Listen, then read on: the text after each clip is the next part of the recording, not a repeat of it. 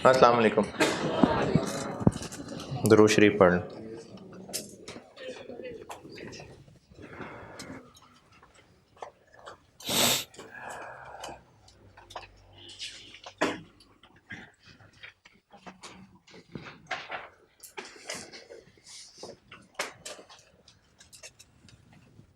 Margin of safety, break even, अभी आगे भी प्रैक्टिस चलेगी, लेकिन जो इनकी अलग अलग हेडिंग बनाई थी वो काफ़ी है। तीसरा मैंने टारगेट सेटिंग बनाया था, ये भी काफ़ी एग्जामिनेबल चीज़ है।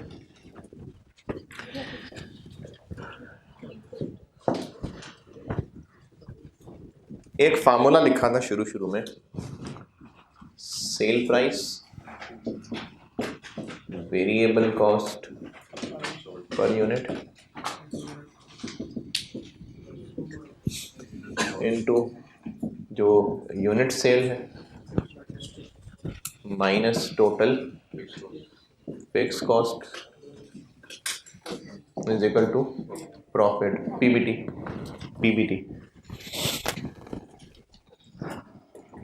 टारगेट सेटिंग का टॉपिक इसी पे बेस्ड है। टारगेट सेटिंग क्या है? टारगेट सेटिंग ये है कि आपको जिस तरह अभी सवालों में होता था, डाटा वैसे ही होगा जो अभी इस चैप्टर में करे थे ना, डाटा वही होगा, वैसे ही होगा, लेकिन सवाल की रिक्वायरमेंट ये होगी कि अगर हम 2020 में इतना प्रॉफिट कमाना चाहते हैं तो बताएं सेल प्राइस क्या रखें। बाकी फिर जाहिर बताए होंगे। देखें, इसमें ये पूरी मास्टर इक्वेशन है, इसमें बाकी सब बताया होगा। टोटल फिक्स कॉस्ट भी आप कैलकुलेट कर सकते होंगे, यूनिट्स भी कैलकुलेट कर सकते होंगे कि पिछले साल इतने बेचे थे, अब हमें उम्मीद है कि इतने और बेच लेंगे, या अब भी उतने ही बेचेंगे। तो डाटा में बाकी सब कुछ का होगा डाटा अवेलेबल, लेकिन सवाल का स्टाइल ये बन जाएगा कि अगर हम इतना प्रॉफिट कमाना चाहते हैं तो सेल प्राइस क्या रखें कि उतना प्रॉफिट कमा पाएंगे, या अगर हम इतना प्रॉफिट कमाना चाहते हैं और बाकी सब कुछ अवेलेबल है तो बताएं हमें कितने यूनिट्स बेचने पड़ेंगे कि इतना प्रॉफिट कमा सकें। तो है ये सारा इसी के ऊपर बेस्ड। अब उसमें अगर मैंने जैसे दूसरी मिसाल दी है कि ये सब निकालने की इंफॉर्मेशन है। अच्छा, इस सवाल में मुश्किलें वैसे सी हैं जैसे पिछले साल की सेल प्राइस दी है या ढूंढनी है, और कहा है अगले साल 10% महंगी हो जानी है ताकि अगले साल की प्राइस निकाल सकें। इसी तरह से वेरिएबल कॉस्ट, इसी तरह से फिक्स कॉस्ट।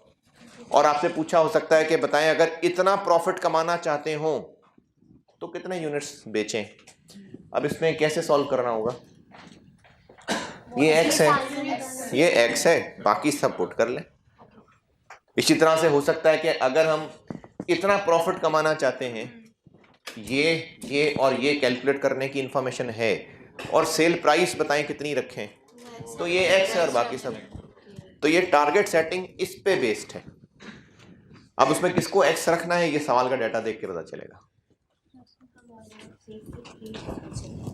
इसका एक बिल्कुल बेसिक सा सवाल खुद बना के फिर एग्जाम क्वेश्चन पे आते हैं।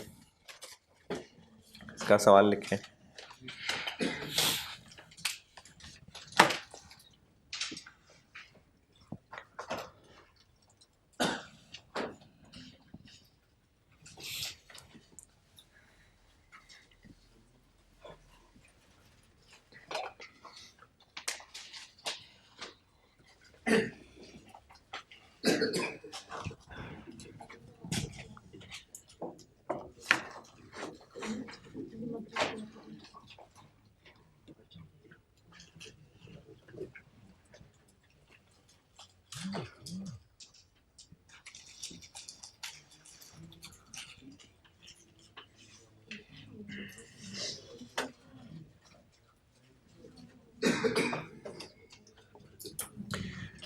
चलें, सवाल लिखिए। सेल प्राइस पर यूनिट 40 रुपए। वेरिएबल कॉस्ट पर यूनिट 30 रुपए 30।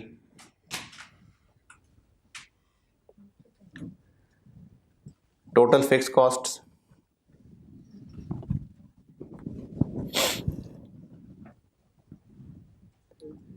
162,000, 162,000. Tax rate 30%. Tax rate 30%.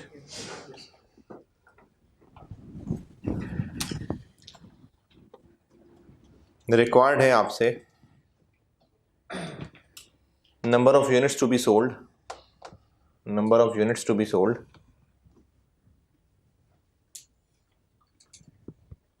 If company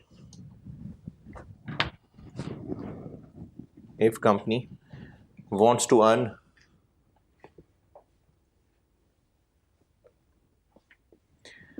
profit after tax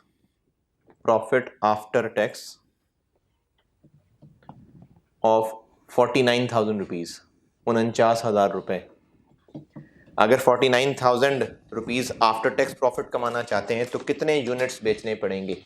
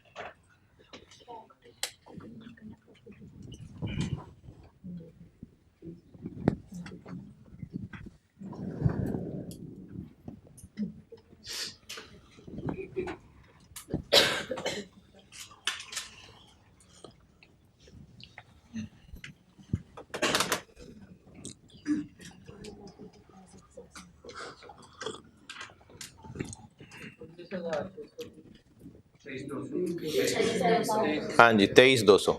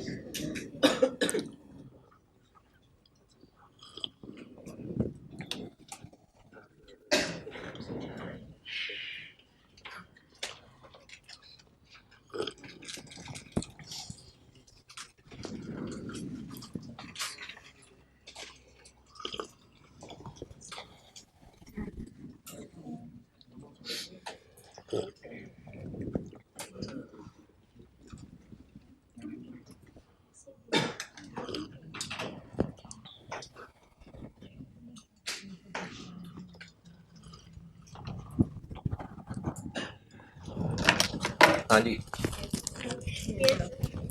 sale price कितनी? 40 माइनस 30, यूनिट्स पता नहीं. 16,200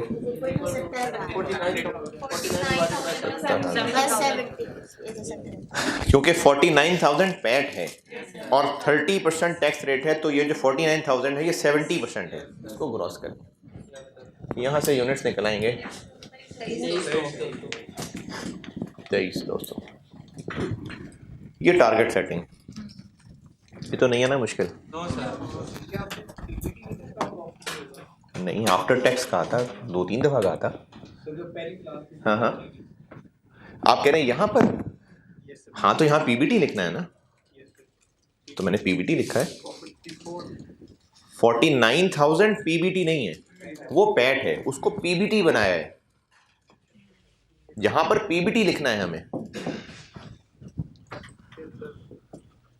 मैंने इस चैप्टर के पहले लेक्चर में ये नोट्स लिखवाए थे कि ये जो प्रॉफिट यहाँ एक फार्मूले में इस्तेमाल हो रहा है ये प्रॉफिट बिफोर टैक्स है। चलिए आसान सवाल से शुरू करते हैं, फिर लेवल बढ़ाते जाते हैं। पहले आ जाइए आप ऑटम 15।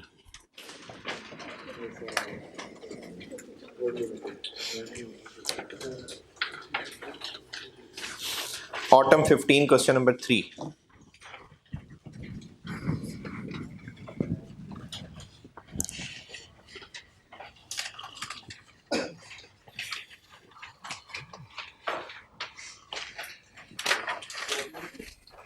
जी हाँ जी, Hope Limited, autumn 2015 question number 3 पढ़ लिए।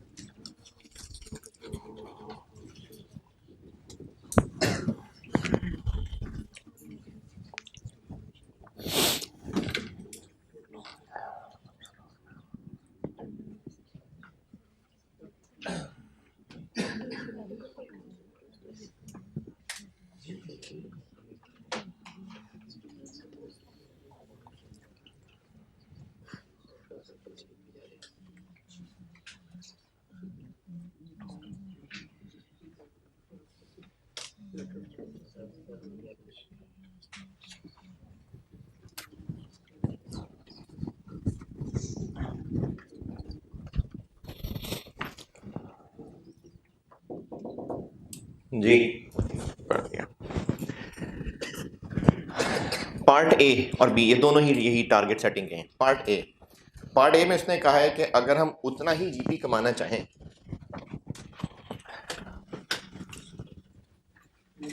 जीपी नहीं सॉरी प्रॉफिट, अगर हम उतना ही प्रॉफिट कमाना चाहें, calculate the number of units to be sold to maintain the current profit, यानी जितना प्रॉफिट अभी इस लेटेस्ट फाइनेंशियल ईयर में कमाया था वो यहां रखेंगे हम, और सेल प्राइस सेम रहेगी, सिर्फ वेरिएबल कॉस्ट चेंज होनी है।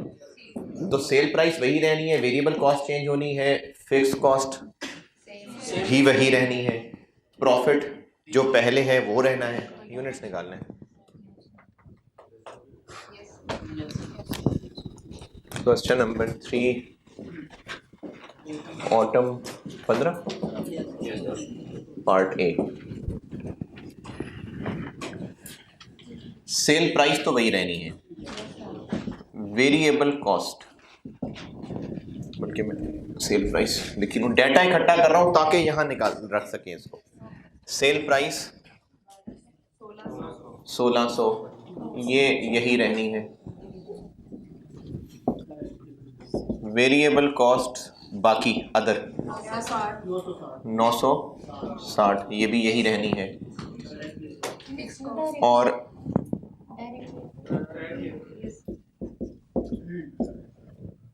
लेबर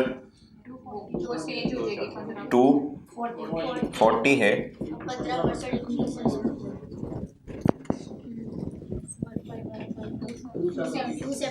276। अच्छा ये भी पता है, ये भी पता है, तो ये कंट्रीब्यूशन ही है ना। Yes sir.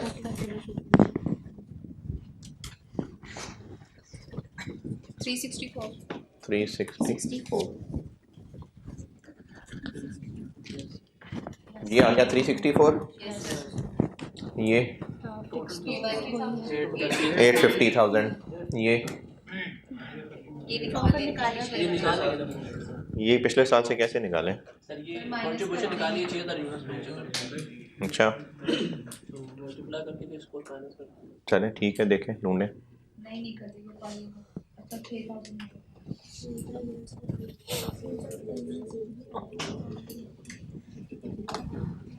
यूनिट्स दिए हैं ना, तो प्रॉफिट निकाल के देखें।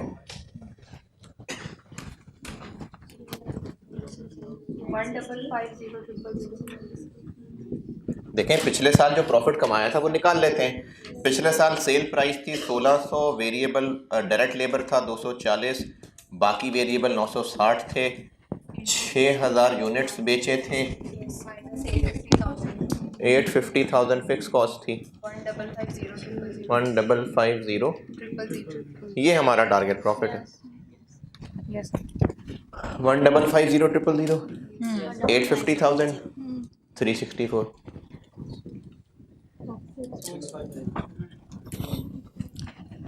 तो यूनिट्स टू बी सोल्ड आ जाएंगे, ये सब मैं उधर शिफ्ट कर रहा हूँ, यानी 1550,000, बाकी उधर जा रहा है, प्लस हो जाएगी फिक्स कॉस्ट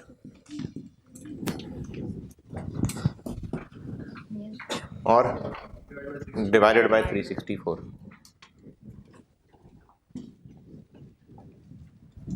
ये है सवाल की रिक्वायरमेंट, ये 6593, ये पार्ट ए है।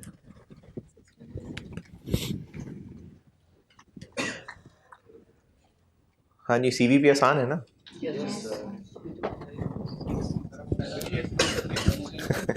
हाँ तो इसीलिए तो बाद में नहीं पूछता।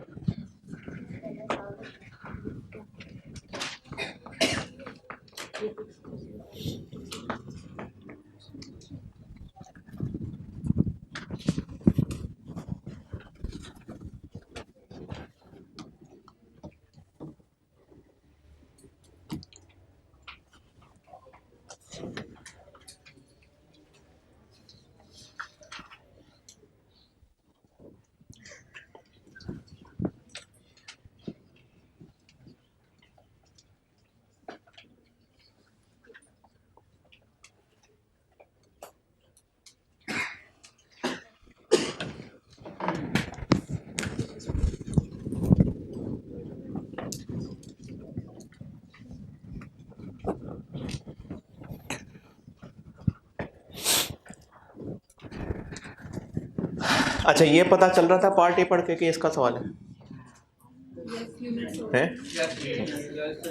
क्यों? क्योंकि उसने पार्ट ए में ये पूछा था ना कि अगर हम उतना ही प्रॉफिट कमाना चाहते हैं to maintain the current profit, तो हमें कितने यूनिट्स बेचने हैं, तो इससे अंदाजा हो रहा है। Part A done. चलें पार्ट बी का थोड़ा सा लेवल बढ़ गया। पार्ट बी में वो कह रहा है कि हम नई मशीन खरीदेंगे, उससे प्रोडक्शन कैपेसिटी बढ़ जाएगी। अब आप बताएं कि हम कितनी सेल प्राइस रखें कि 2 मिलियन प्रॉफिट बेच पाए। 2 million yes sir. Fix cost, sale price unknown है, तो फिर यूनिट्स तो नोन होने चाहिए थे, तो यूनिट्स नहीं होंगे नोन। निकाल लेंगे सब। कैसे? कैपेसिटी बताइए और क्योंकि वो कह रहा है assuming that all units produced and increased capacity, यानी जितने बना सकते होंगे सब बेच देंगे।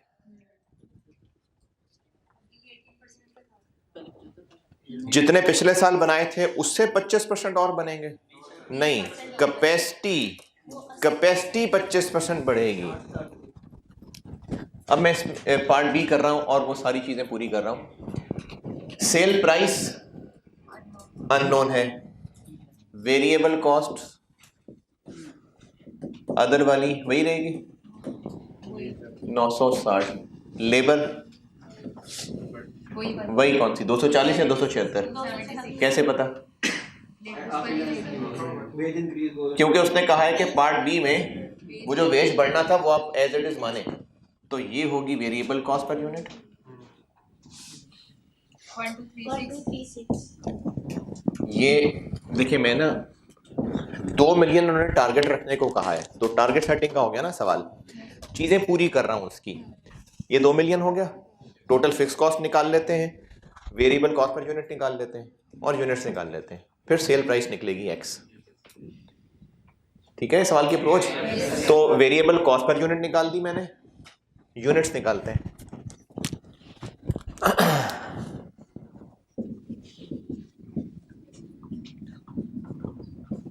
6,000 यूनिट्स बेचे थे पिछले साल। जितनी कैपेसिटी थी ये उसका 80% थे, तो टोटल कैपेसिटी कितनी थी? 7500। ये एग्जिस्टिंग प्लांट की टोटल कैपेसिटी थी। नई मशीन आने से क्या होगा?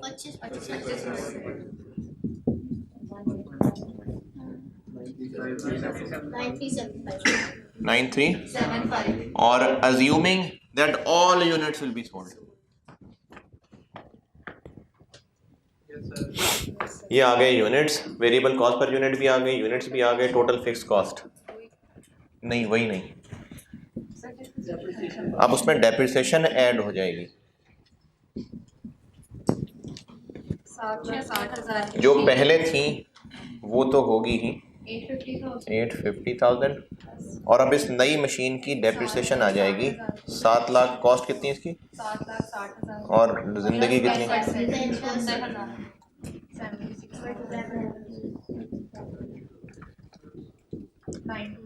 ये हो जाएगी अब total fix cost. Target profit 2 million, total cost fix cost ये है, यूनिट्स ये हैं, वेरिएबल कॉस्ट ये है। तो अब हमें निकालनी है सेल प्राइस। तो सेल प्राइस x होगी -1236 into 9375 -926000 is equal to 2 million. यहाँ से सेल प्राइस निकलेगी।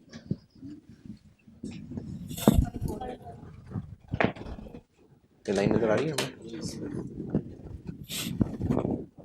15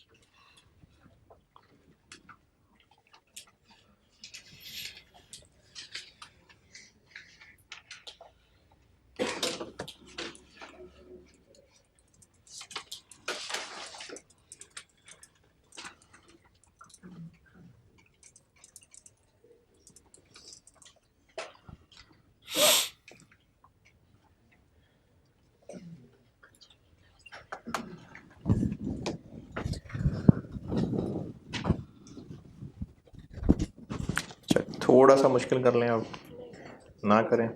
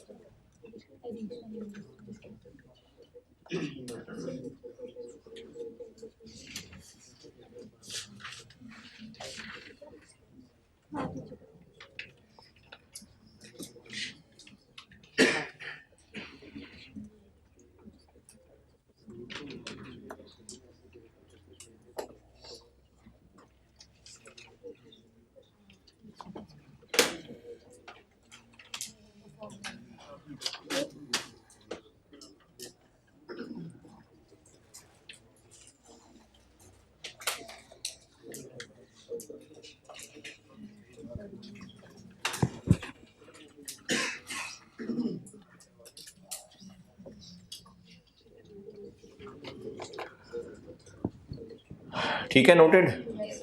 spring 18, question number 3।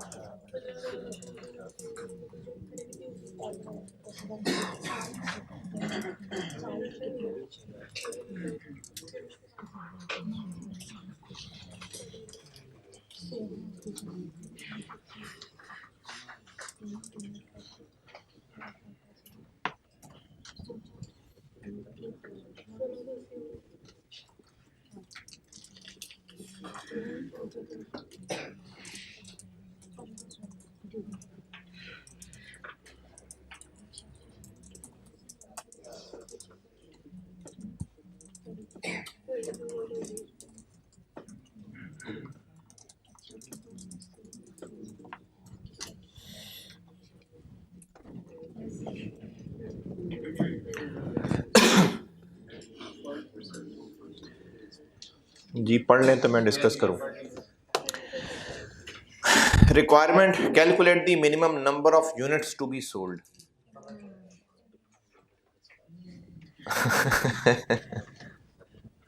To enable WL to pay the desired dividend. अच्छा, अब यहां से डिविडेंड कहां से आ गया? अब देखिए सवाल में ना पॉइंट नंबर 3 में कहा हुआ है कि डायरेक्टर्स चाहते हैं कि वो 5% डिविडेंड दे सकें। अच्छा, डिविडेंड 5% या कोई भी परसेंटेज जब डिविडेंड होता है तो वो किसकी परसेंटेज होता है? Share capital. तो शेयर कैपिटल किधर है? ये सवाल की पहली ही लाइन में लिखा हुआ है। पॉइंट 3, डायरेक्टर्स चाहते हैं कि 5% डिविडेंड दें, यानी 140 मिलियन का 5%। लेकिन जो लॉ है या एग्रीमेंट भी खैर लॉ ही बन गया, लेकिन जो हमारा कुछ बैंक से एग्रीमेंट हुआ हुआ है जिनसे कोई लोन लिया होगा, तो उन्होंने कहा है कि आप जितना डिविडेंड बांट रहे हैं आप पहले ये देख लें कि इस साल के पैट का वो कितने % के बराबर बन रहा है। किसी साल के पैट के 80% से ज़्यादा आप डिविडेंड नहीं बांट सकते। तो हम अगर 5% ऑफ 140 मिलियन 7 7। अगर हम इतना डिविडेंड बांटना चाहते हैं तो कितना पैट कमाएं, कितना डिविडेंड बांट लें, तो हो गया ना प्रॉफिट से लिंक। हमें इतना डिविडेंड बांटने के लिए इतना प्रॉफिट कमाना पड़ेगा, तो टारगेट प्रॉफिट आ गया। और नंबर ऑफ यूनिट्स पूछे हैं अब, तो है ये टारगेट सेटिंग का सवाल। रिक्वायरमेंट और पॉइंट 3 से आपको थोड़ी बहुत कहानी समझाइए। पॉइंट नंबर 3 में कहा हुआ है कि हम 5% डिविडेंड देना चाहते हैं। किसका 5%? कैपिटल का। पहली लाइन सवाल में लिखा हुआ 140 मिलियन कैपिटल है, यानी ये 7 मिलियन हमारा टारगेट डिविडेंड है। तो हम प्रॉफिट कमाएंगे तो डिविडेंड बांटेंगे, क्योंकि जितना प्रॉफिट कमाना है उसके 80% से ज्यादा डिविडेंड नहीं बांट सकते। तो अगर हम इतना डिविडेंड बांटना चाहते हैं तो कम से कम इतना प्रॉफिट कमाएं जिसका 80% ये आता हो। तो अब ये टारगेट प्रॉफिट का सवाल आ गया, और बाकी सवाल का data variable cost, sale price, वो निकालने के लिए है। पहले तो रिक्वायरमेंट और पॉइंट 3 में जो बात समझाई है कि इस टॉपिक का सवाल है, ये बात समझ आई। अच्छा, अब इनमें मैं महीनों की भी बात लाता हूं। पहले सेंटेंस में कैपिटल का जिक्र आ गया, उसके बाद ये वॉशिंग मशीन्स, और पिछला साल 2018 था, पिछला साल था वो। हम 2018 ही का सवाल कर रहे हैं और 2018 ही की बजटेड P&L दी हुई है आपको। Following are the extracts from the budgeted statement of P&L for the year 31 December 18 for the year. ये जो सामने टेबल बना हुआ है ये पूरे ईयर 2018 का है।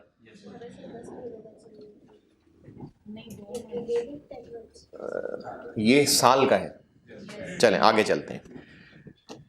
अब हम 2018 के भी 2 महीने गुजार चुके। Point number 1, N analysis of actual results for the first 2 months of 18। यानी हम इस वक्त जहां खड़े हैं वो 2018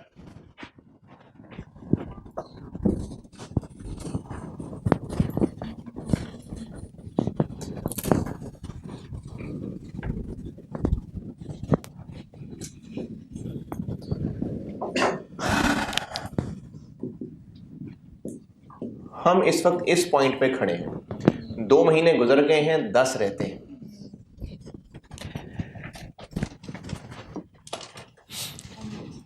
डिविडेंड को प्रॉफिट से लिंक किया है। 10 महीने के प्रॉफिट से कि पूरे साल के प्रॉफिट से? 10 महीने पूरे साल।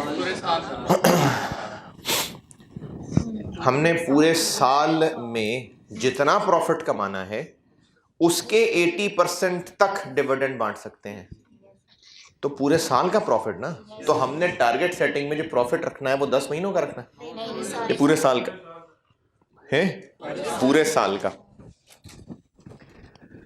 हमें अगर इस साल की सेल प्राइस पता चले और वेरिएबल कॉस्ट पर यूनिट पता चल जाए, या in other words contribution per unit पता हो, जो पॉइंट नंबर 1 में कहा है कि पहले 2 महीने का रिजल्ट है, ये पहले 2 महीने का, इसकी मैं अंग्रेजी सारी समझाता हूं, लेकिन अगर पढ़ के टूटी फूटी भी समझ आई है तो जो इन पहले 2 महीने में सेल प्राइस कम हो गई, ज़्यादा हो गई, वेरिएबल कॉस्ट जो कम हो गई या ज़्यादा हो गई, अगले 10 महीने में भी वही होगी या चेंज हो जाएगी? वही होगी, क्योंकि जो प्राइस की चेंज है, मटेरियल की प्राइसेस की चेंज है, वो विद इफेक्ट फ्रॉम 1 जनवरी 18, यानी पूरे साल के लिए ये सेम है ना। Yes sir. Into units minus total fix cost is equal to target हमारा पीबीटी। पूरे साल का या 10 महीने का? पूरे साल का। यानी मैं ये जो मास्टर इक्वेशन बनाने लगा हूं ये पूरे साल की ही बनाने लगा हूं। सवाल में पूछा है 10 महीने में कितने यूनिट्स बेचने हैं, तो पहले 2 महीने किधर गए? पहले 2 महीने में point number 1 second bullet point 1500 units तो बेच चुके।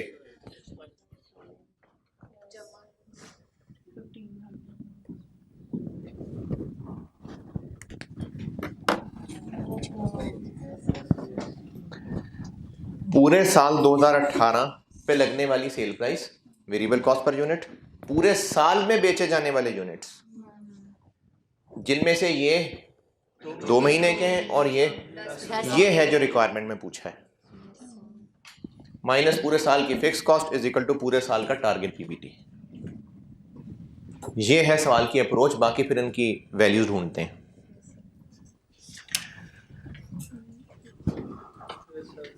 ये 1500 प्लस एक्स वाली बात समझ आई क्या? अच्छा ठीक है जी, अब इनकी चीजें ढूंढते हैं।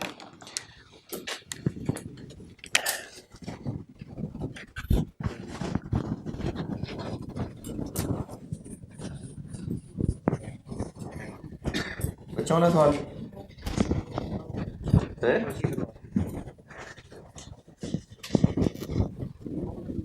तो टारगेट सेटिंग में आई एडवाइस कि आप ना एक बार ये मास्टर इक्वेशन सेट कर लें, फिर आपको गाइडेंस मिल जाए कि अब सवाल में हमने क्या क्या करना है। पहले हम ये सारी चीजें एक एक करके ढूंढते हैं।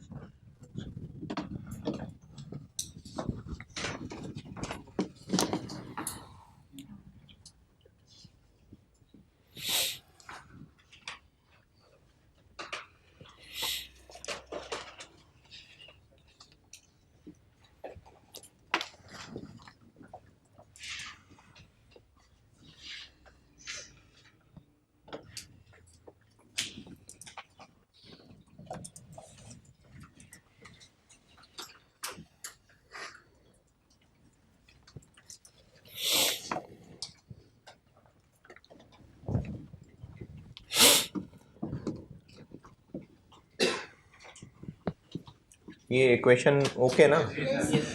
सेल प्राइस जो टेबल दिया हुआ है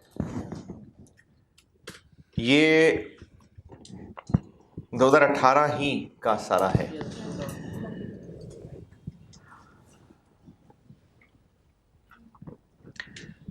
तो ऊपर जो सेल प्राइस लिखी होगी वो चेंज करने के बाद लिखी हुई होगी या पहले की? नहीं है तो 2018 के बजट, और ये with effect from 1 January 18 he sale price change की है। कंसीक्वेंटली चूंकि 2 महीने गुजरे और हालात अब हमारे सामने आए होंगे, consequently it was decided to reduce sale price to 9,500 with effect from 1 January 18। तो ये जो ऊपर बजट बना हुआ है ये यकीनन 10,000 पे बना, ब्रैकेट में लिखा हुआ है। तो अब हमने 9500 कर ली, तो ये तो हो गई 9500। 9500 वेरिएबल कॉस्ट पर यूनिट निकालते हैं।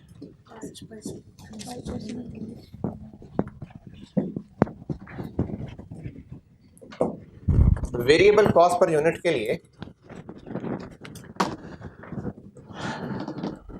उसने कहा जी कि रॉ मटेरियल की जो प्राइसेस बढ़ी हैं तो उससे वेरिएबल कॉस्ट 5% बढ़ गई है। तो वेरिएबल कॉस्ट थी कितनी? अच्छा, हमें यहाँ पर वेरिएबल कॉस्ट पर यूनिट चाहिए कि टोटल चाहिए?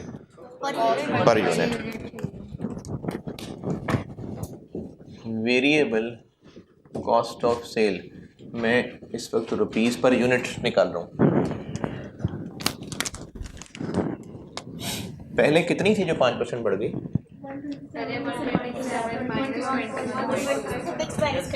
जो आपको कॉस्ट ऑफ सेल्स टोटल दी हुई है उसमें से फिक्स माइनस कर दें तो बाकी वेरिएबल रह जाएगी।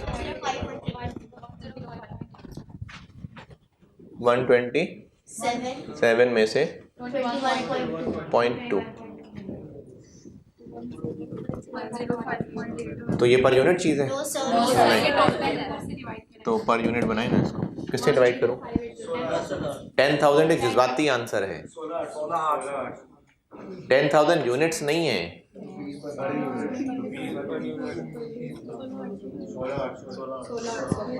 168 मिलियन रुपीस सेल थी बजट में और 10,000 रुपए का एक था। ये है variable cost of sale per unit जो बजट में रखी थी। तो इसको क्या करें,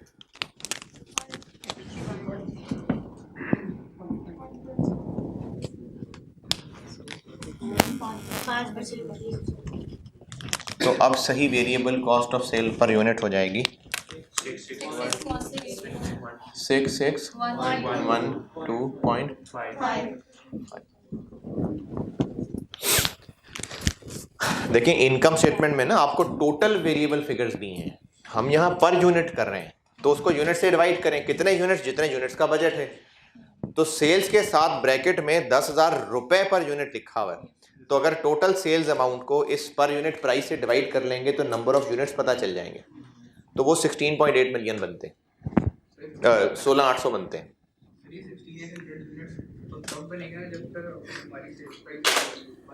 नहीं, हम ना असल में उस बजट में जो वेरिएबल कॉस्ट पर यूनिट छुपी हुई थी पहले वो निकालिए, नीली वाली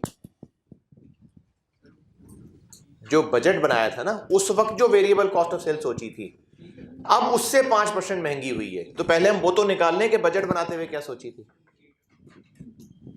उस बजटेड इनकम स्टेटमेंट से हमने निचोड़ा है कि वेरिएबल कॉस्ट पर यूनिट क्या थी, उसको फिर 5% महंगा किया है।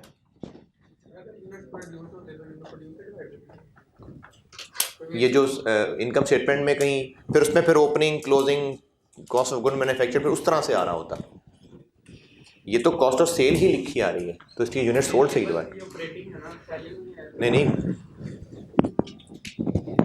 अगर इस सवाल की इनकम स्टेटमेंट इस शक्ल में बनी होती कि sales less cost of sales, opening finish goods, cost of goods manufactured, और उस कॉस्ट ऑफ गुड्स मैन्युफैक्चर्ड से हम पर यूनिट बना रहे होते, फिर यूनिट्स प्रोड्यूस से डिवाइड करते। हमें तो कॉस्ट ऑफ सेल्स दी हुई है। कॉस्ट ऑफ सेल्स कितने यूनिट्स की होती है, जिसने सेल किए होते हैं, तो बस यहां पर यही लिखनी है। ऑपरेटिंग में भी कोई ना कोई वेरिएबल है,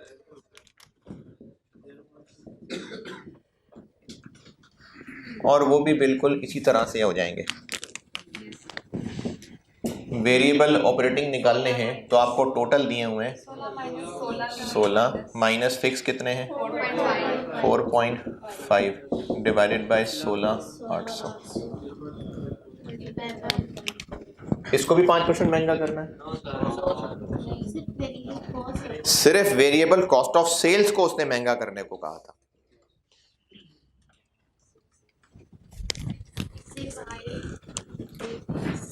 Six eight five. Yes, sir. 684.52. 84.52। तो वेरिएबल कॉस्ट पर यूनिट हो गई 7,297.02। ये है यहाँ पर 7,297.02। 1500 plus X minus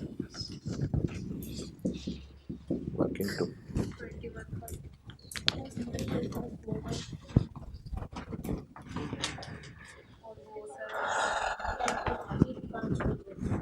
7,297.02। Okay, total fix cost ढूंढते हैं। टोटल फिक्स कॉस्ट में दो तो यही हो गई। Yes, sir. Cost of sales 21.2 Plus 4.5 operating expenses. और ऑपरेटिंग में है 4.5 Sales और में हमने 5 कुछ million. कैंपेन पे खर्च करना है 5 बस 30.7. पॉइंट्स।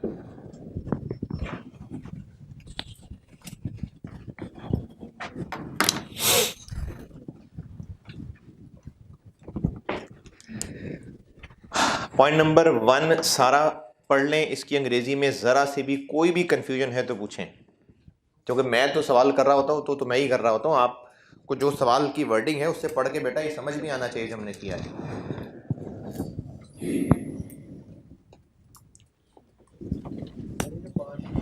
जी नहीं, उससे क्या फ़र्क पड़ता है, फिक्स कॉस्ट तो फिक्स कॉस्ट होती है, पूरे साल पे तो नहीं फैली हुई थी, ज़रूरी तो नहीं है। क्या पता सिर्फ ये अगस्त में करने हो 5 मिलियन, है तो फॉर द ईयर ही ना। फिक्स कॉस्ट कोई रोज होने वाली चीज थोड़ी है। पूरे साल में इंश्योरेंस प्रीमियम पे करना है, क्या पता नवंबर में पे करना हो, है तो उस साल की फिक्स कॉस्ट। हमने कैंपेन पे जब भी खर्चा करना है तो फॉर द ना।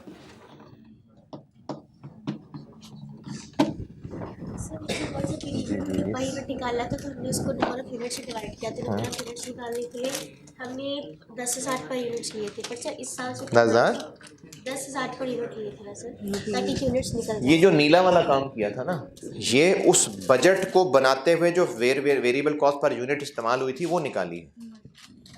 तो वो बजट कितने यूनिट्स के हिसाब से बना हुआ था, 10,000। तो वो तो फिर उसी को इस्तेमाल करेंगे ना। नहीं 10,000 यूनिट नहीं, 10,000 तो पर यूनिट से ना, यूनिट हाँ। 1608 16,800। 30.7 मिलियन टारगेट पीबीटी।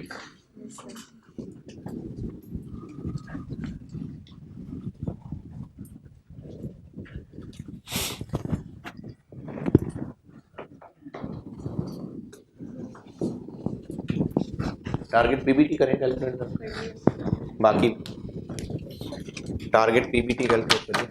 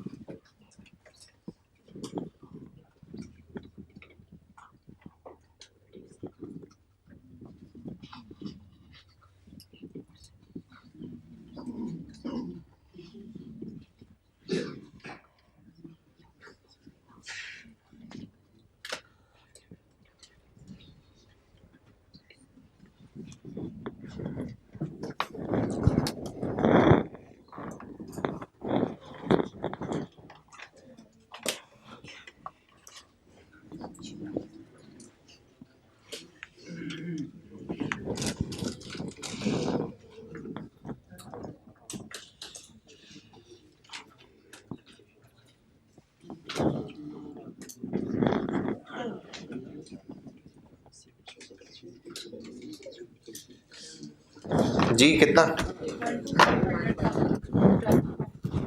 जी 12.5 मिलियन। देखिए पीबीटी जितना भी होगा, टैक्स रेट कितना है, ये क्या बन गया पैड, ये क्या हो गया कि हम जितना मैक्सिमम डिविडेंड बांट सकते हैं। हम पीबीटी को पैड बना रहे हैं और 80 इतना मैक्सिमम डिविडेंड बांट सकते हैं, तो हम डिविडेंड बांटना चाह कितना रहे हैं, 140 मिलियन का हम इतना बांटना चाह रहे हैं। हम इतना बांटना चाह रहे हैं तो कितना पीबीटी हो जिससे इतना बांट सके। नहीं समझ आया, नहीं समझ आया। पीबीटी जितना भी होगा इस पे टैक्स लगाएंगे 30%, तो पैड आ जाएगा।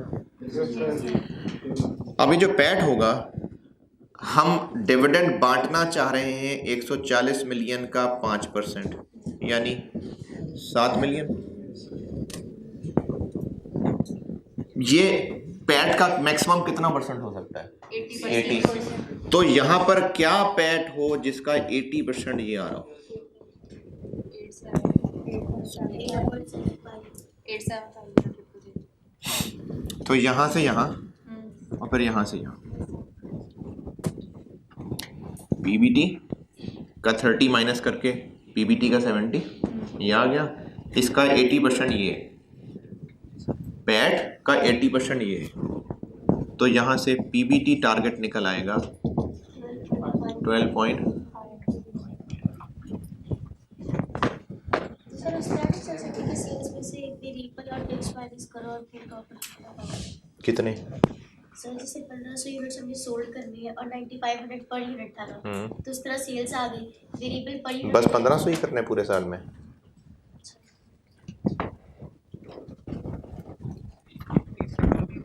क्या नहीं, कम कैसे हो सकता है? हाँ नहीं दे सकते ना, कम पे कैसे दे सकते हैं?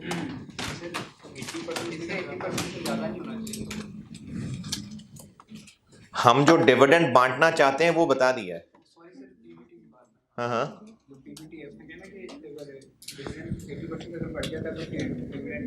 हाँ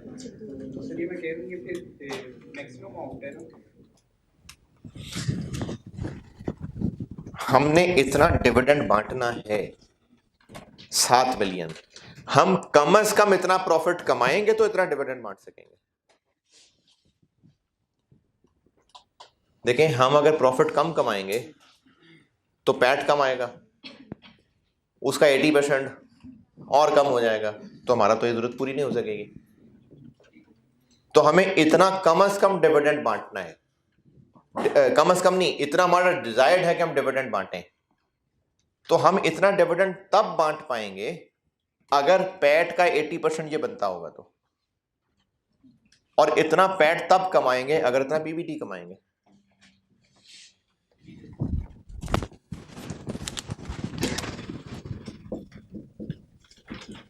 तो यहां से ये x निकल आएगा 18109 units to be sold in 10 months 18109। इतने यूनिट्स अब हमने मजीद बेचने होंगे।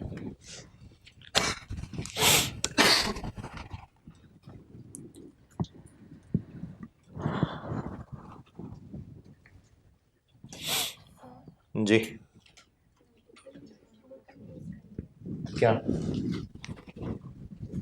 अगर हमारे पास 12.5 मिलियन प्रॉफिट आएगा तो हम 7 मिलियन बांट सकेंगे। जी जी ऐसे ही है। तो सर जब 7 को 80 से क्रॉस करते हैं तो 8.75 आ रहा है। हमें उतना पैट कम से कम कमाना पड़ेगा। और ये तो टैक्स 30% है। अगर हम 8.75 मिलियन पैट कम से कम कमाना चाहते हैं तो कितना पीबीटी हो जिस पे 30% कटने के बाद ये आंसर आए। अब ये टारगेट पैट है तो उसको 70% से ग्रॉस करेंगे तो टारगेट पीबीटी आ जाएगा।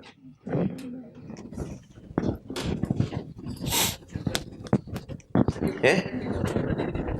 कर लें।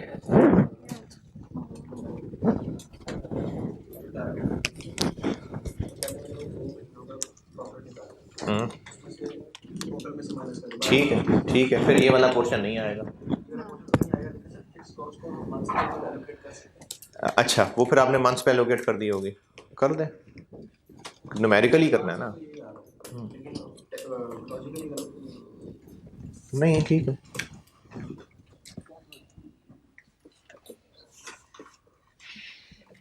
वो तो आप सारी फिक्स कॉस्ट भी अगर उन्हीं 1500 में से ही माइनस कर लेते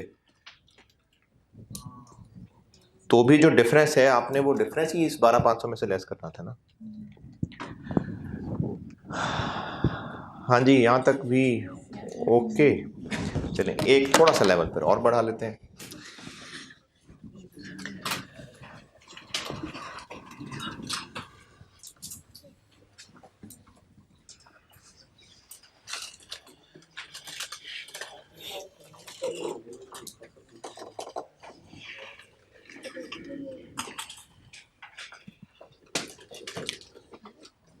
spring 21।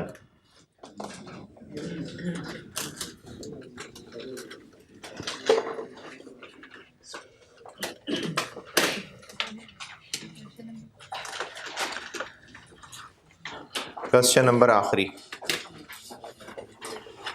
Fine limited, spring 21, question number 7।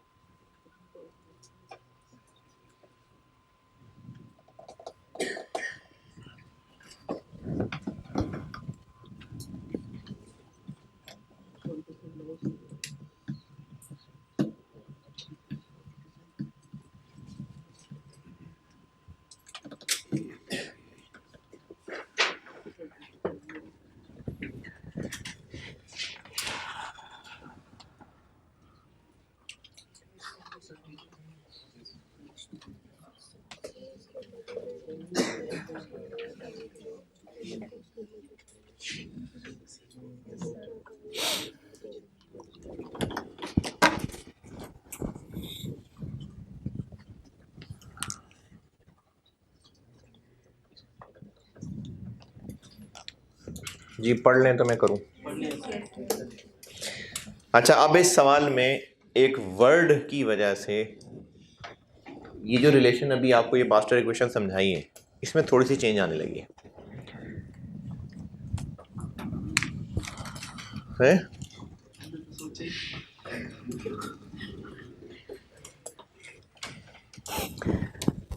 अगर इस सवाल में ये जो रिक्वायरमेंट में लिखा है, रिक्वायरमेंट में नहीं, रिक्वायरमेंट से ऊपर, FL's management also wants to maintain the same gross profit margin in 2021 as in the previous year।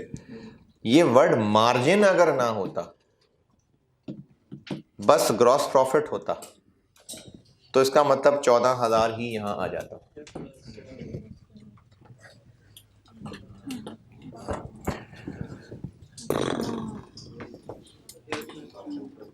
तो अब इस सवाल में हम कंट्रीब्यूशन से निकल के जीपी पे आ गए हैं। ये बात दोबारा सुने, इतना गहरा वैसे सोचना भी नहीं था किसी ने, क्योंकि खर्चे आपको ऑपरेटिंग एक्सपेंसेस वगैरह नहीं दिए हुए सवाल में। ये जो हम यहाँ पर टोटल फिक्स कॉस्ट लिखते हैं और ये जो प्रॉफिट होता है, इसमें सिर्फ प्रोडक्शन कॉस्ट होती हैं, नहीं एडमिन सेलिंग भी होती हैं, ये थी ना ये, और प्रॉफिट भी फिर नेट प्रॉफिट ही होता है। लेकिन इस सवाल में उसने चूंकि दिए ही सिर्फ फैक्ट्री के खर्चे हैं, तो उसने इस टारगेट प्रॉफिट को जीपी कह दिया। देखें, अगर सवाल में डेटा है ही सिर्फ फैक्ट्री से रिलेटेड, तो फिर target profit in fact target GP है। ये भी फिर सिर्फ प्रोडक्शन वाली फिक्स कॉस्ट आएंगी, प्रोडक्शन वाली वेरिएबल कॉस्ट आएंगी। इसलिए जीपी का वर्ड अगर यूज हो रहा है तो उसका मतलब प्रोडक्शन वाली। लेकिन उसने साथ जीपी मार्जिन कह दिया, ये गड़बड़ हो गई। अगर मार्जिन का वर्ड ना बोलता, बस कहता to maintain the same gross profit, तो ये कितना होता 14,000। और फिर सवाल को ऐसे ही सॉल्व करते जैसे अभी कर रहे हैं, अभी तक कर रहे थे, क्योंकि अब रिक्वायरमेंट क्या पूछी है उसने, कंप्यूट दी, तो वो सेल प्राइस जिससे हम अपना ये टारगेट पूरा कर सकें।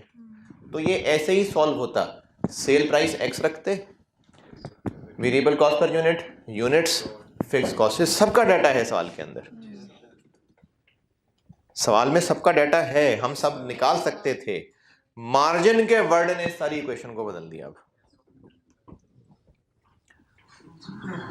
क्या हुआ?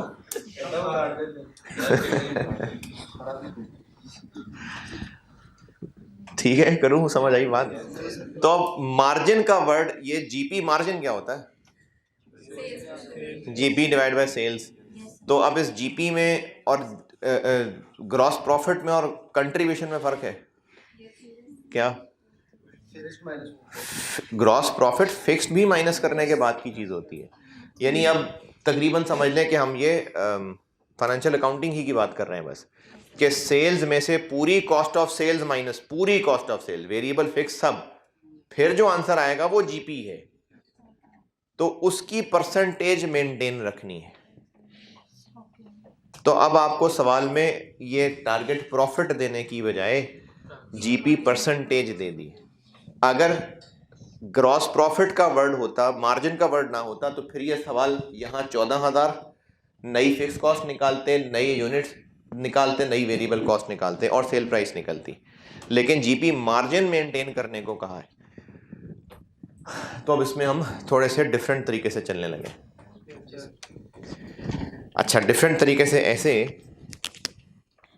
कि ये जो ऊपर सवाल में डेटा दिया हुआ है, जीपी कितना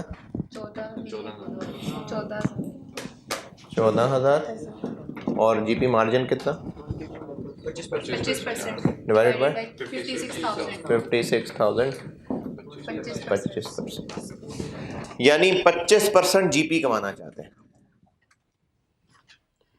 हम। अगले साल भी 25% जीपी कमाना चाहते हैं। तो अगर अगले साल की हम टोटल कॉस्ट ऑफ सेल्स निकाल लें, अब जीपी परसेंटेज की बात हो रही है, अगर हम अगले साल की टोटल कॉस्ट ऑफ सेल्स निकाल लें, या चलो per unit cost of cell निकाल लें, तो सेल प्राइस कैसे निकालें? Margin markup. देखें, जीपी मार्जिन 25% है पिछले साल का, अब 25% को मेंटेन करना है।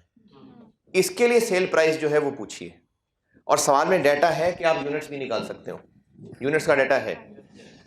तो अब हम अगले साल की कॉस्ट ऑफ सेल्स निकाल लेते हैं, cost of sales, not variable cost, cost of sales, जिसमें वेरिएबल फिक्स सब होगा, और उसको फिर इस मार्जिन से यूज करके सेल्स तक पहुंचा लें। ठीक है, और वो तो आ जाएंगी sales, total sales, sale price पूछिए, तो यूनिट से डिवाइड कर लेंगे तो सेल प्राइस आ जाएगी। ये है सवाल की अप्रोच। ये 2-3 क्वेश्चन हो गए सर, आप शुरू में सारी कहानी बताते हैं फिर पता चलता है, तो सर ये कहानी कैसे सोचते ये प्रैक्टिस करके आप जाएंगे ना पेपर में, है नहीं? हर क्वेश्चन में बिल्कुल टोटली डिफरेंट तो नहीं है। अगर आप इन सारे सवालों को एक बार देखेंगे, इनमें बिल्कुल बहुत कॉमन ढांचा बनेगा। है कितने परसेंट? 20%। सर जो अभी रिक्वायर्ड आप पूछ रहे हैं वो टोटली डिफरेंट है ना, रिक्वायर्ड की वजह से। तो अब जब हम करेंगे, चल फिर ऐसा करते हैं, सवाल अभी नहीं करते। नहीं, अब छुट्टी देने के लिए नहीं कह रहा, छुट्टी की वजह से नहीं कह रहा, मैं एक और करा देता हूँ सवाल। अगर आपको ये चीज लग रही है कि नहीं, वो तो अभी हमारी वो इक्वेशन ही पक्की नहीं हुई थी, तो अब इसमें जीपी मार्जिन पे आ गए, तो नहीं कराता यार, पहले जीपी मार्जिन वो पक्के कर लेते हैं इक्वेशन।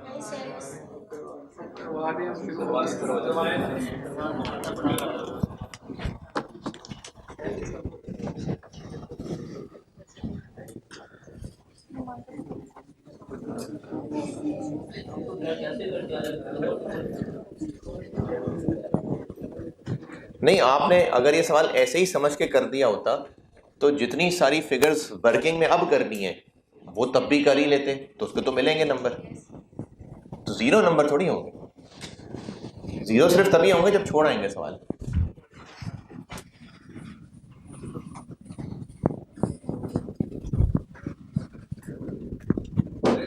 अच्छा, जो सवाल कुछ भी नहीं समझ आ रहा होता ना, कुछ भी नहीं, उसमें भी नहीं, हेडिंग नहीं, जो सवाल कुछ भी नहीं समझ आ रहा होता, आप उसमें 0 नंबर लेने की बजाय सवाल में जो कुछ है उसके साथ जो कुछ कर सकते हैं वो कराएं। मतलब जो कैलकुलेशन आपको लग रहा चाहिए इस टॉपिक का सवाल है, बस उसमें जो जो कैलकुलेट करना आपको आता है वो कराएं, कुछ ना कुछ तो सही हो जाएगा उसमें से। लेकिन अगर सर हमें पता ही ना चले कौन सा टॉपिक है, फॉर्मूला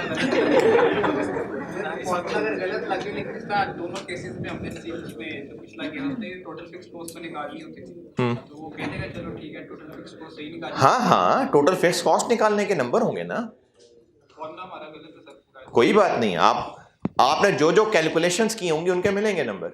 तो टोटल फिक्स कॉस्ट तो इस सवाल में जो ऑफिशियल सॉल्यूशन था उसमें भी और जो आप सोच रहे थे उसमें भी टोटल फिक्स कॉस्ट तो निकालनी थी ना, तो उसके नंबर मिलेंगे। टोटल कॉस्ट ऑफ सेल्स निकाल लो,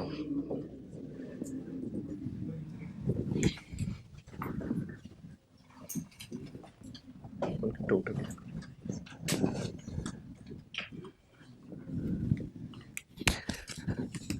अच्छा, वैसे थोड़ी तसल्ली के लिए बता रहा हूँ, थोड़ी सी तसल्ली के लिए कि ये ना बजटिंग स्टाइल पे बना हुआ क्वेश्चन था, तो इसलिए अब इस तरह के क्वेश्चन की उम्मीद कम करूँगा मैं। ये जो इसमें मैं कैलकुलेशन भी कर रहा हूँ ये actually budgeted income statement type चीज़ बना रहा हूँ। इसमें ना कोई ब्रेक इवन स्टेटमेंट कुछ भी नहीं लग रहा है, इसमें ब्रेक इवन वगैरह का कोई कॉन्सेप्ट नहीं लग रहा, तो ये ज़्यादा इसका जो सिमिलैरिटी है वो बजटेड की तरफ है। तो इसलिए आप इस सवाल को अगर छोड़ना चाहें तो आप अपने रिस्क पे छोड़ दें, छोड़ना है तो। सर वो आपने इरेज करने से पहले जीपी मार्जिन आपने कैलकुलेट किया था 25%, अगर उसको मार्कअप में कन्वर्ट करके फिर कॉस्ट ऑफ सेल्स निकाल कर लें तो परसेंटेज का तो मसला नहीं है, कर लें, मार्कअप बना लें आप उसको। बात तो यह है कि अब कॉस्ट ऑफ सेल निकालनी है, कॉस्ट ऑफ सेल तो निकालनी है, तो मेहनत कॉस्ट ऑफ सेल निकालने की है इसमें। अब मार्कअप से कर लें सवाल, कोई बात नहीं।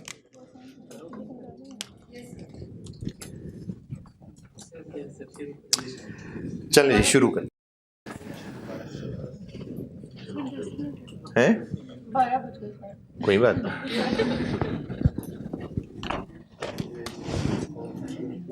क्या क्या खर्चे हैं भाई? मटेरियल,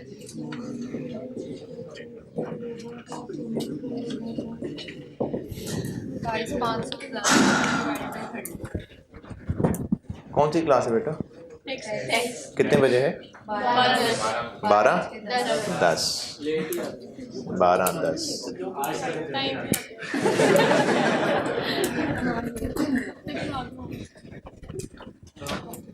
अच्छा बस जल्दी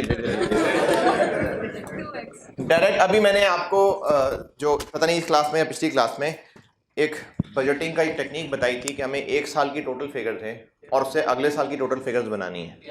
तो जो वेरिएबल फिगर्स होंगी इनटू प्राइस चेंज भी और इनटू यूनिट चेंज भी, जबकि जो फिक्स कॉस्ट होगी उसमें सिर्फ इन्फ्लेशन, प्राइस चेंज मतलब इन्फ्लेशन। तो मटेरियल क्या है? वेरिएबल चीज। तो आपको पिछले साल का डाटा दिया हुआ है, इसमें हमने इसी 22,500 से अगले साल की फिगर देखें बनाने लगा हूं। पॉइंट नंबर 1,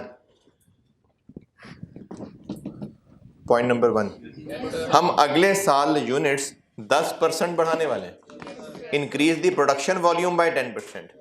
तो ये क्वांटिटी चेंज मटेरियल, लेबर और वेरिएबल ओवरहेड्स तीनों को अफेक्ट करेगी। और उसके अलावा जो प्राइस चेंज होगी वो सिर्फ नहीं, वो भी वेरिएबल को चेंज अफेक्ट करेगी और फिक्स को अफेक्ट करेगी। ये जो भी बात की थी वही दोबारा की। तो मटेरियल में पॉइंट नंबर 2, 60% ऑफ मटेरियल हम कहीं से सस्ता खरीदेंगे और बाकी 40% जितने का पहले खरीदते थे वहीं से खरीदेंगे। पिछले साल मटेरियल कॉस्ट कितनी थी? हैं जी? मैं टोटल निकाल रहा हूँ। 22,500।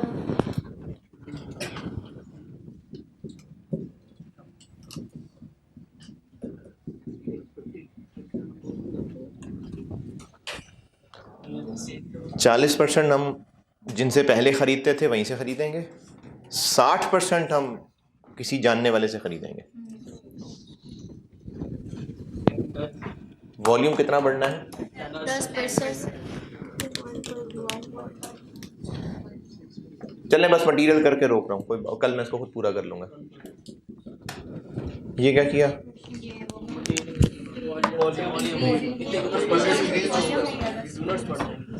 यूनिट्स का चेंज आ गया। अच्छा, प्राइस का क्या चेंज है?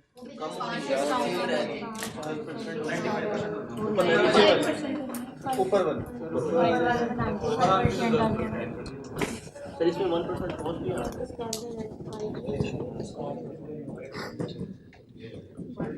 ये क्या किया मैंने?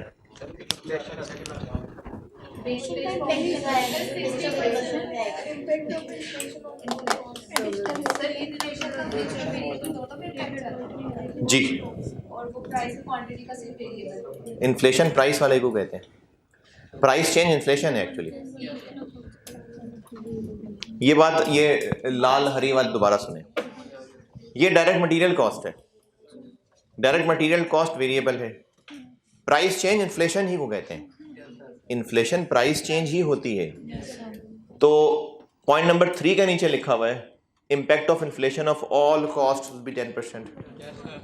ये मैंने इन दोनों पे इन्फ्लेशन डाल दी और ये अच्छा, जिससे हम अब जानने वाले से खरीदने लगे हैं उसने तो हमें डिस्काउंट देना है, तो फिर इन्फ्लेशन लगनी है, वो तो लगनी है। अब डिस्काउंट मिलेगा साथ।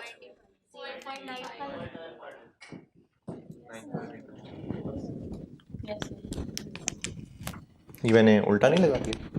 नहीं, ठीक है, 60%। अभी चल रही है वर्किंग, अभी वर्किंग चल रही है। आप जिस जानने वाले से खरीदेंगे वो फिर हमें जो है ना वो खराब चीज़ें बेचेगा, और जब खराब चीज़ें बेचेगा जो जितना मटेरियल पहले लगता था लॉसेस हो जाया करेंगे, तो अब ज़्यादा लगेंगे ना।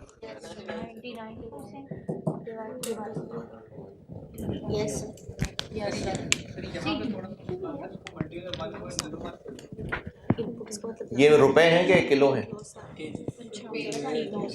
ये रुपए हैं। इनटू पहले कितना होता था डिवाइडेड बाय अब कितना होगा? कल भी हमने यही काम किया था। पहले प्रोसेस में, कल वाली बात कर रहा हूँ, 10% ज़ाया होता था, अब रिवाइज में 5 होगा। तो पहले मैं 720 को यहाँ लाया था, फिर डिवाइड बाय 0.95 किया था, तो पहले कुछ भी नहीं ज़ाया होता था। क्या 1% मजीद वेस्टेज होगी? पहले कितनी होती थी? नहीं होती थी। फिर तो पहले कोई भी नहीं होती थी, अब 1% होगी।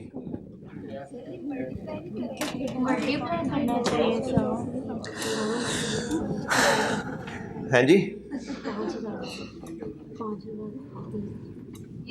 ये रुपए हैं। कल वाले सवाल, परसों वाले, पता नहीं कब के, 720 रुपये मटीरियल कॉस्ट थी। रिवाइज्ड मटेरियल तक ऐसे पहुंचे थे कि पहले 10% लॉस होता था, फिर 5% हो जाएगा। तो इससे पहले मैं यहाँ तक पहुंचा था, फिर डिवाइडेड बाय ये किया था। अब इस सवाल में पहले जो लॉस होता है या नहीं होता या होता है, अब 1% और होगा।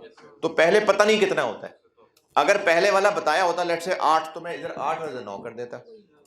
अगर पहले का कुछ नहीं बताया तो नहीं होता था पहले। अब कितना होगा? 1। तो यहाँ से पहले यहाँ आए, फिर वहाँ पे फिर वहाँ से फिर हाँ यहाँ से ये किया मैंने। अगर आउटपुट पे होता लॉस की परसेंटेज बाय डिफॉल्ट इनपुट पे होती है। यही मैंने कल ये काम रिपीट किया था।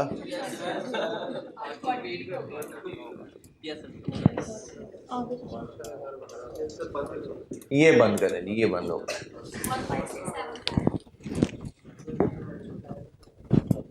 156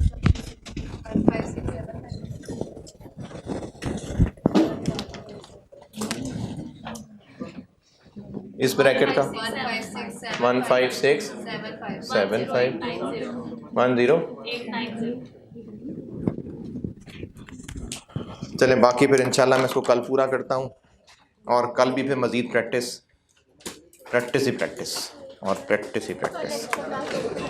हैं जी। कल मैंने ना FR2 की एक्स्ट्रा करनी है, कल नहीं करूँगा कॉस्ट की। ठीक है, अल्लाह हाफ़िज़।